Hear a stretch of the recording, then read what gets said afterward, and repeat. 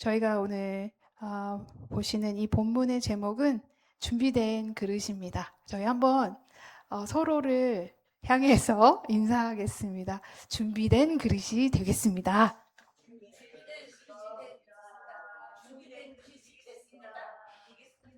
아멘. 네. 어, 본문의 맥락을 보려면 우리가 지난주 14절에서 19절의 말씀을 다시 한번 반복해서 한번 요점만 보겠습니다. 그래서 올바르게 진리의 말씀을 바르게 우리가 이해해야 한다는 말씀을 받고요. 그리고 거짓 교훈은 악성 종양처럼 우리 몸에서 퍼진다라고 말씀하셨고, 그래서 그 종양처럼 퍼지는 그런 것들이 결국 결과적으로 후메네오가 빌레도가 믿음을 무너뜨리는 발언들을 하게 되었고, 그러나 하나님의 견고한 터는 흔들리지 않는다라는 확신을 주셨고, 그래서 우리가 그런 확신을 가지고 이제 주의 이름을 부르는 자마다 불의에서 떠날지어다 하고서 이제 오늘 본문의 큰 집에는 이라고 시작을 하는 거예요. 자, 큰 집에는 어, 이제 그릇들이 많아요. 여기 보시면 여러 가지 그릇들이 나와서 우리가 이 본문을 딱 보자마자 우리는 아, 너무 잘 알아서 우리는 알지. 이렇게 하는 그 본문입니다. 그래서 사실 어렵죠. 전하는 저의 입장에서는 또 어떻게 얘기를 해야 되나. 이 본문을 피해갈 수는 없고, 어, 오케이. 하나님께서 하시면 또 오늘은 새롭게 하나님께서 우리에게 깨닫게 해주시는 부분이 있으리라 믿습니다. 근데 우리가 이 본문을 보면 사실 우리는 그릇에 집중할 수밖에 없어요. 그래서 어떤 그릇이 정말 귀한 그릇인가에 집중하게 되는데, 물론 그릇 자체도 우리가 귀 쓰임을 받기 위해서 그릇에 집중해야 하는 것도 맞지만, 본문에서 사실 더 중요한 부분은요, 결국 그 그릇을 쓰시는 분이 주인이라는 거예요. 예. 그리고 주인이 쓰심에 합당한 그릇이 되는 게 목적이에요. 예. 결국 그릇 자신은 어, 내 가치가 금그릇이야, 은그릇이야, 나는 나무 그릇이야. 내 가치를 내가 스스로 매기지 않아요. 그 가치를 결정하시고 쓰심에 합당해서 내가 이때 쓰겠다 하는 분은 하나님이라는 거예요. 그러면 결국 우리는 스스로 우리의 가치를 정하지 못하니 우리를 쓰는 그 주인의 목적에 맞게 우리가 존재해야 하는구나. 내 그릇이 그분에 맞게 존재해야 되는구나. 라고 우리가 해석을 하면 좋을 것 같아요. 우리가 쉽게 생각하면 우리는 우리가 정해요. 너무 교만하게, 나는 이런 그릇이 되고 싶어. 그래서 그 그릇을 향해 막 달려가요. 근데 그게 어쩌면 바울의 모습과 같이 자기가 생각하는 그 의를 따라 열심히 달려갔던 그가, 아, 이게 아니었네. 하나님께서 원하시는 건 이 길이 아니었나. 예수님을 만난 후에 그가 그때서 깨닫는 거잖아요. 결국 새롭게 다시 바꾸어져 가는 거죠. 주인이 원하는 방법, 주인께서 원하시는 그릇이 우리가 되어야 된다는 거예요. 결국 오늘 이 예가, 그릇의 예가, 비유가 결국 지난주에 하나님께서 우리를 쓰시기 위해서 일꾼으로 인정받아라 하는 거잖아요. 그럼 인정을 받기 위해서 우리는 어떤 그릇이 되어야, 그분이 원하시는 그릇으로 우리가 바뀌어야겠구나라는 연결성을 여러분이 보시면 될 것 같습니다. 이제 함께 이 본문을 하나하나 살펴보면요, 여기 이 큰 집에 금그릇과 은그릇 뿐만 아니라 나무 그릇과 질그릇도 있다고 이렇게 설명을 하십니다. 큰 집은 어쩌면 이렇게 울타리라고 생각을 하시면 될 것 같아요. 하나님의 공동체일 수도 있고 가정일 수도 있고, 그 안에 하나님께서는 여러 가지 종류의 그릇을 두셨다는 거예요. 그런데 여기서 우리가 잘못된 해석을 갈 수가 있어요.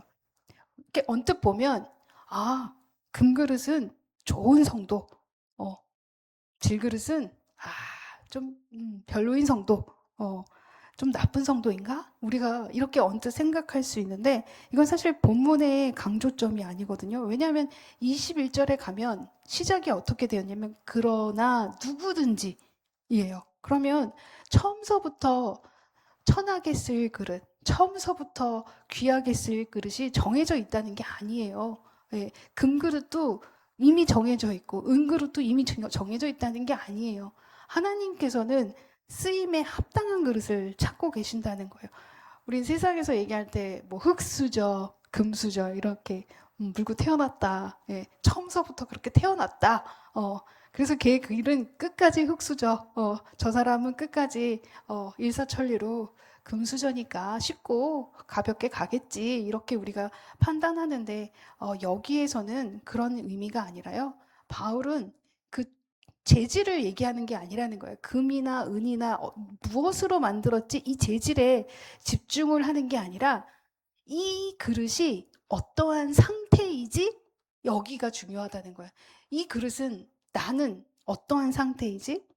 당시에는 큰 집이라고 한다면 약간 부유층을 얘기하는 걸 거예요. 그러면 그 집안의 금그릇과 은그릇은 물론 손님을 대접하기 위해 사용했던 그릇일 거고 나무 그릇은 보통 일상생활에서 사용하는 그릇이고 질그릇이 그렇고 나무 그릇은 이렇게 조금 재나 뭐 청소를 할 때 사용한 그릇이라고 합니다. 그러면 이 모든 그릇은 필요했던 그릇이고 어떤 그릇이든지 상관없이 깨끗하냐, 지금 쓸 수 있느냐 없느냐에 초점이 맞춰져 있지 재질은 중요하지 않다는 거예요. 그래서 여기서 귀하게 쓰는 것과 천하게 쓰는 것에 오히려 우리는 집중했으면 좋겠습니다. 그러면 귀하게 쓰는 그릇이 뭘까? 문자 그대로 존귀하게, 가치 있게, 명예롭게 쓰이는 그릇이거든요. 그러면 우리는 이 귀 쓰임을 받는 그릇을 잘못 해석하면 능력 있게 사용하시는 크게 뭔가 사역을 크게 하시고 이런 걸로 착각하기 쉬운데 사실 그건 그렇지 않다는 거예요. 귀한 그릇은요, 주인이 특별한 일에 올바른 용도에 맞게 쓰는 거예요. 손님이 왔을 때는 큰 그릇 쓰고, 평소에는 질그릇이나 나무 그릇 쓰고, 이렇게 쓰는 거지, 금그릇을 매일마다 쓰지는 않는다는 거예요. 예, 필요에 의해 쓴다는 거죠. 그러면 결국 이 귀한 쓰임이란 사람에게 인정받는 일, 우리가 흔히 생각하는 정말 귀한 사역이라고, 큰 사역이라고, 뭔가 선교사님, 목사님, 귀한 목사님, 크게 사용하시는 뭐 어떠한 분, 이렇게 생각하기 쉬운데, 그게 아니라 주인이 필요할 때 딱 준비되어 있는 그릇을 얘기하는 걸 거라는 거예요. 그러면 반대로 천하게 쓰는 그릇은 뭘까? 그대로 문자 그대로 정말 반대입니다. 명예롭지 못한 덜 존귀한 그릇인 거예요. 근데 정확하게 말하면요. 바울은요. 큰 집 안에 있는 그릇들을 통해 존귀한 용도와 덜 존귀한 용도를 대조하는데 그렇다고 해서 이 큰 집 밖에 있는 건 아니라는 거예요. 이 천한 그릇이. 큰 집 안에 있다는 거예요. 그렇다면 우리 역시 때로는 귀하게 쓰일 수도 있고 천하게 쓰일 수도 있겠구나라고 생각을 하시면 된다는 거예요. 문맥상 여기에서 보면 천하게 쓰이는 이 느낌이 막 단순히 낮은 직분, 작은 역할 이런 게 아니에요. 문맥상으로 보면 바울은 분명히 아까 예를 들어서 빌레도와 후메네오를 얘기를 했단 말이에요. 그러면 후메네오와 빌레도 같은 사람들이 결국 말씀 안에서 올바르게 해석하지 못하고 잘못된 길로 갔었을 때 그들이 그때는 천하게 쓰이는 그릇의 용도로 쓰여졌구나라고 우리가 해석할 수 있을 것 같아요. 그러면 하나님 안에는 하나님께서는 집 안에 하나님의 집 안에 있으나 거짓과 불의에 오염되면 나는 주인의 존귀한 목적에 합당히 쓰이지 못하고 천하게 쓰일 수 있겠구나 라고 여러분이 생각하시면 되는 거예요. 그러니까 우리가 마음을 놓아서는 안 돼요. 내가 때로는 귀하게 쓰이는 그릇이 될 수도 있고 또 천하게 쓰일 수 있기도 하다는 거예요. 그러면 나는 어떻게 해야 되느냐? 언제나 준비된 그릇이 되어야 된다는 거예요. 예. 바울에 대한 내용이에요. 이 사람은 내 이름을 전하기 위하여 택한 나의 그릇이라. 그의 그릇이 바울이 처음서부터 귀한 용도로 쓰이진 않았어요. 그죠? 처음에는 정말 천하게 쓰였어요. 그는 스스로 자기가 천한 용도로 쓰이고 있다는 생각은 일도 못했을 거예요. 얼마나 열심히 했어요. 얼마나 최선을 다했어요. 그가 생각했던 가치관에서는 전혀 빈틈없이 최선을 향해 달려가고 있었어요. 근데 그가 생각한 그릇이에요. 나는 이렇게 하고 있으니 하나님께서 나를 기쁘게 여기실 거야 하고 스스로 자신의 가치를 매겼어요. 근데 그 가치를 매기는 건 하나님이라는 거예요. 하나님 보시기에 그는 처음부터 귀한 그릇은 아니었다는 거예요. 그러나 택하셔서 그 천하게 쓰이던 그의 그릇을 바꾸셔서 귀한 그릇으로 만드셨다는 거죠. 그러면 그 과정 속에서 바울은 천천히 어떻게 됐어요? 변화가 되고 있었던 거겠죠. 천이 쓰이는 용도에서 언제나 쓰일 수 있는 준비된 그릇으로 바뀌어 갔다는 거예요. 그러면서 뭐라고 하세요? 가장 은혜가 되는 부분인 것 같아요. 그러므로 누구든지, 누구든지라는 거예요. 누구든지 귀하게 쓰임을 받을 수 있다는 거예요. 네. 근데 어떻게 해야 되나 보니까 이런 것에서 자기를 깨끗하게 하면 귀히 쓰이게 된다라고 하시는 거예요. 가장 은혜가 되고 감사한 말인 것 같아요. 아, 나도 귀히 쓰일 수 있겠구나. 아, 나는 저 대단하신 분, 목사님만 하나님께서 귀히 쓰시는 줄 알았는데 하나님이 나도 귀히 쓰실 수 있겠구나. 내가 이런 것에서 나만 깨끗하게 준비된 그릇이 된다면 하나님이 언제든 집어서 쓰실 수 있는 그릇이 될 수 있겠구나. 우리가 멋진 사람들만 생각하실 필요가 없다는 거예요. 바울 역시 넘어졌었고, 그 역시 교회를 핍박했던 사람이었고, 마가 역시 선교 여행 도중에 도망치던 자였고, 베드로 역시 3번이나 예수님을 부인했던 자이지만 그 천이 쓰이던 그들이 귀하게 쓰임을 받을 수 있도록 훈련되고 하나님께서 만들어 가셨다는 거예요. 여기서 깨끗하게 하면이라는 조건이 있잖아요. 그러면 깨끗하게 하는 방법이 뭐가 있을까? 바로 우리가 이 절에서 지난주 설교에서 생각했던 그 말씀들을 여기에 대입하시면 되는 거예요. 아, 그런 것들로, 불의한 것들로부터 깨끗해져야 되는구나. 그래서 디모데후서 2장 16절에 망령되고 헛된 말, 우리가 헛된 말, 쓸데없는 말, 누구를 지적하는 말, 헤아리지 못하는 말, 이런 모든 말들을 버려라. 그리고 또 뭐라고 해요? 그런 말들은 결국 내 안에 들어오면 악성 종양처럼 퍼져나간다. 그리고 어떻게 하라고 해요?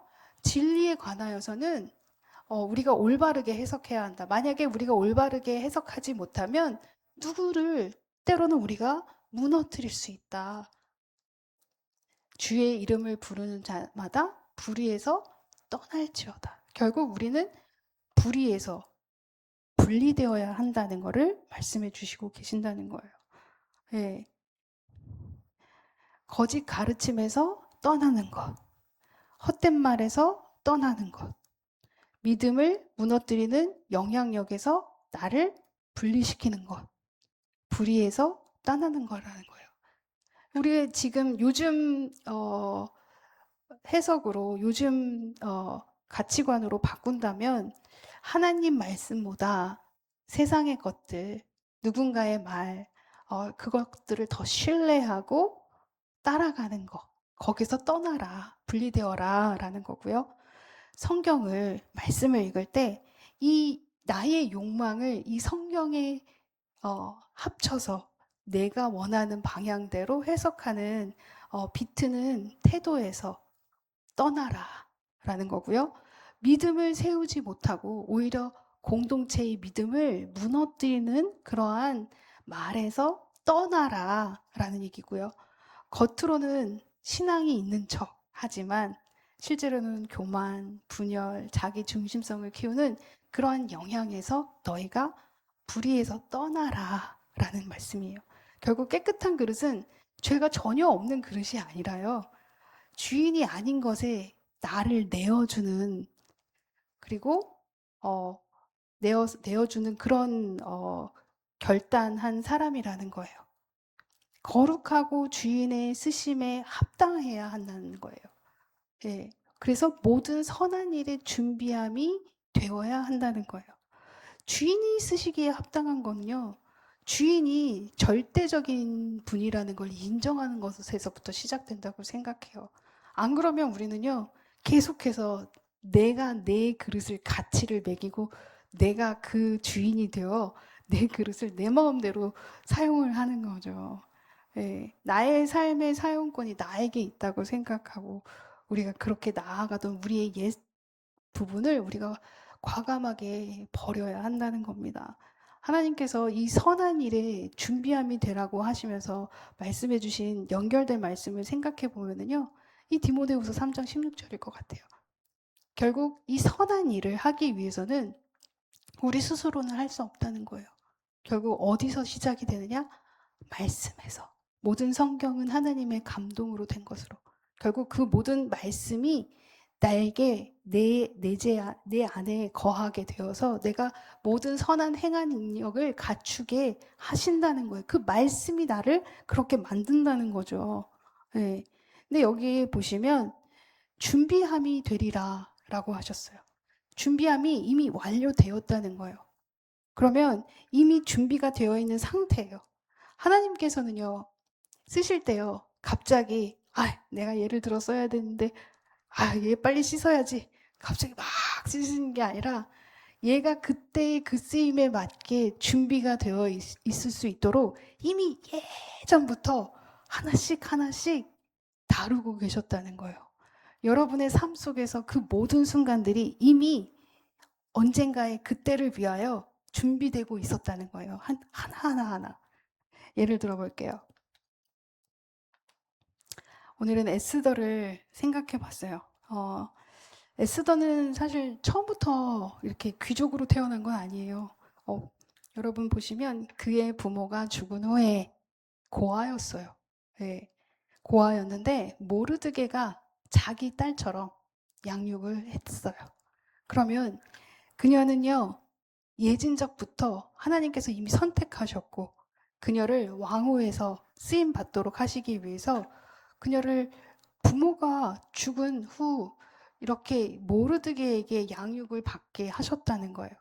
부모가 죽었을 때 그녀에게 어떠한 마음이 있었을까요? 상실이 크지 않았을까요? 그 부모의 부재가 그녀를 힘들게 했을 거라고 생각이 들어요. 분명 그 가운데 있었을 때 그녀는 나는 왜 이렇게 아픈 삶을 살게 됐을까? 왜 나는 이렇게 힘든 일이 나에게 닥쳤을까? 이해가 안 됐었겠죠. 그러나 하나님께서는 그때부터 그녀의 상실을 통하여 하나님은 준비시키고 계셨다는 거예요. 네. 그리고 나서 또 왕후가 되면서 시간 속에서 하나님께서는 또 에스더를 다루고 계셨다는 걸 볼 수 있게 돼요. 한 번에 왕후가 되는 게 아니더라고요. 12달 동안, 1년 동안 준비를 하게 하셨어요. 몸을 정갈하게 하는 기간을 마치며. 하나님은 우리를 쓰시기 전에 굉장히 오랜 시간을 준비시키시는구나. 기다리게 하시는구나. 인내하게 하시는구나. 네, 우리가 알 수 있을 것 같아요. 한 번에 되게 하시는 게 없더라고요. 네. 그리고 나서 또 어떻게 훈련을 하셨나 보니까 에스더는 모르드게의 명령을 양육받을 때와 같이 따름이더라. 결국 왕후가 된 후에도 모르드게의 말을 계속 순종하고 따르게 하셨다는 거예요. 하나님은 순종할 수 있는 태도를 모르드게를 통하여 배우게 하신 거예요. 기다렸고, 상실이 있었고, 기다렸고, 또 순종하는 것을 배우게 하셨다는 거예요. 왕후가 된 다음에도 교만하지 않게 하셨고요. 높은 자리에 올랐지만 순종하는 삶을 배우게 하셨다는 거예요. 그리고 나서 모르드게를 통하여 사명을 받는 그 말씀을 하십니다. 뭐라고 하시냐면 내가 왕후의 자리를 얻은 것이 이때를 위함이 아닌지 누가 알겠느냐. 결국 이때를 위하여 너는 여태까지 준비된 사람이 되었을 것이다. 이 쓰임에 의하여 너는 계속해서 하나님께서 다루고 계셨다는 거예요. 하나님은 우리를 쓰시기 위해서 그때를 위하여 준비시키고 계신다는 거예요. 철저하게. 모세 역시 그때를 위하여 준비하셨고, 다윗 역시 준비하셨고, 베드로 역시 준비시키셨고, 모세, 바울, 모든 인물들을 하나님께서는 준비시키고 그때를 위하여 사용하셨다는 거예요. 그러면서 마지막에는 뭐라고 해요? 결단의 시간이 옵니다. 이제는 내가 우리 민족을 위하여 나아갈 텐데 이거는 규례를 어기는 행위이고 내가 나아갈 때 나는 죽음을 각오해야 되는 상황이다. 죽으면 죽으리라. 다짐과 함께 나아간다는 거예요. 그러면서 중보기도를 부탁하죠. 당신은 가서 수산에 있는 유다인을 다 모으고 나를 위하여 금식하되 밤낮 3일을 먹지도 말고 마시지도 마소서. 나도 나의 시녀와 더불어 이렇게 금식한 후에 규례를 어기고 왕에게 나아가리니 죽으면 죽으리라 하니라. 완전한 내려놓음. 그 어떤 것도 중요하지 않다. 하나님 나라를 위하여 생명을 위하여 나를 내려놓겠다는 결단력이 나올 수 있었다는 거예요. 이 결단이 이 십자가를 지는 이 순간이 한 번에 나왔던 게 아니라는 거예요. 그 모든 시간들이 있었기 때문에 할 수 있었다는 거예요. 이게 준비되는 깨끗한 귀한 그릇이 아닌가 생각이 듭니다. 네. 결국 하나님께서 쓰시는 귀한 그릇의 모습이 이런 과정을 없이 바로 쓰임을 받는다? 말이 안 된다는 거예요. 그녀는 상실 속에서 준비됐고 기다림 속에서 준비됐고 순종 속에서 준비됐고 위기 속에서 사명을 깨달았고 마침내 죽으면 죽으리라 라는 헌신으로 하나님의 손에 들린 귀한 그릇으로 사용이 되었다는 거예요. 네. 그럼 우리가 한번 적용해 볼 수 있을 것 같아요. 나는 어떻지? 나는 말씀보다 혹시 세상의 가치관에 더 영향을 받고 있지는 않는가? 나는 하나님께 쓰임받기를 기도하면서 하나님 저 귀하게 쓰이기를 원합니다. 이렇게 얘기하면서 정작 하나님께서 사용하시기 어려운 습관과 죄를 붙들고 있지는 않은가? 나는 어떤 사역을 맡을 것인가를 먼저 물어보는 것이 아니라 주님께서 언제든 사용하실 수 있도록 준비된 사람이 되게 하여 주시옵소서라고 먼저 묻는가? 네, 우리가 생각해 보면 좋겠다는 거예요. 우리 모두는요, 하나님 그 집에 안에 있는 그릇들입니다. 네, 여러 가지 모양의 그릇들이 있는데, 우린 여기 안에서 귀 있을 수도 있고, 천이 있을 수도 있다는 거예요. 하나님께서는 우리에게 물으시는 거예요. 내가 너를 사용할 수 있겠느냐? 너는 나의 사용에 준비되어 있느냐? 준비되어 있느냐라고 물어보신다는 거예요. 주님께서 쓰시는 그릇은요, 화려한 그릇이 아니라 깨끗한 그릇이래요. 바로 쓸 수 있는 깨끗한 그릇. 그러면 우리가 준비되어야 된다는 거예요. 디모데후서에서 말하는 깨끗함은요, 단지 도덕성인 그런 걸 얘기하는 게 아니죠. 예. 거짓된 가르침, 아까도 말씀드렸듯이 거짓된 가르침, 헛된 말, 세상의 가치관, 불의에서 분리되어서 하나님의 말씀 위에 우리를 세우는 삶이라는 거예요. 하나님께 인정받는 일꾼은요, 말씀을 자신의 생각에 맞추는 사람이 아니라 나의 삶을 말씀에 맞추는 사람이라는 거예요. 그런 사람을 하나님께서 귀한 그릇이라고 하고 준비된 그릇이라고 생각하고 그 그릇을 사용하실 거라는 거예요. 네. 하나님은 에스더를 준비시키셨잖아요. 하나님은 지금 우리를 준비시키고 계신다는 거예요. 그렇다면 우리는 여기에서 두려움이 없어질 것 같아요. 에스더의 또 여러 가지 상황 속에서 하나님은 결국 준비된 자가 되게 하기 위해서 쓰임에 바로 합당하게 쓸 수 있는 귀한 그릇이 되기 위해서 그 모든 과정이 필요했던 것처럼 우리 역시 나의 모든 삶에서 내가 버리고 싶은 그때 그 시간을 잊어버리고 싶을 만큼 아팠던 순간이었을지라도 그 시간 역시 필요했었고, 지금 상황, 혹시 힘든 상황이 있다 하더라도 이 상황 역시 필요하구나. 이 쓰임에 합당하기 위해서는 다 거쳐가야 하는 과정이었구나라고 생각을 하면 두려움이 없어진다는 거예요. 뭐가 두렵겠어요? 쓰심에 합당하게 만드시기 위한 하나의 과정이구나. 이렇게 보시면 되는 거죠. 주님께 쓰임 받는 삶은요, 우리는 사실 큰 무대를 생각해요. 멋지게 하나님께 쓰임 받았으면 좋겠다. 저도 예전에 처음 하나님을 이렇게 막 기쁘게 만났을 때, 막 쓰임 받고 싶었을 때는 막 꿈이 불어가지고 하나님 귀하게 써주십시오. 아주 멋지게 나를 어떻게 쓰실까 막 기대하며 갔던 것 같아요. 그런데 귀하게 쓰임 받는 그 그릇은요, 우리가 생각하는 큰 그릇, 뭐 멋진 그릇, 사역 이런 것들이 아니라 오늘 말씀 앞에 내가 서는 거예요. 오늘 말씀 앞에. 오늘 내가 읽는 말씀 앞에 말씀을 끼워 맞추는 게 아니라 그 말씀 위에 내가 들어가는 거예요. 주님이 이런 그릇을 원하십니까? 그 귀한 그릇이 되기 위해서 오늘도 저는 불의한 것들을 분리시키겠습니다. 버리고 또 나아가겠습니다. 그리고 주님 쓰심에 합당하게 하기 위하여 오늘도 저는 회개합니다. 겸손함으로 나아갑니다.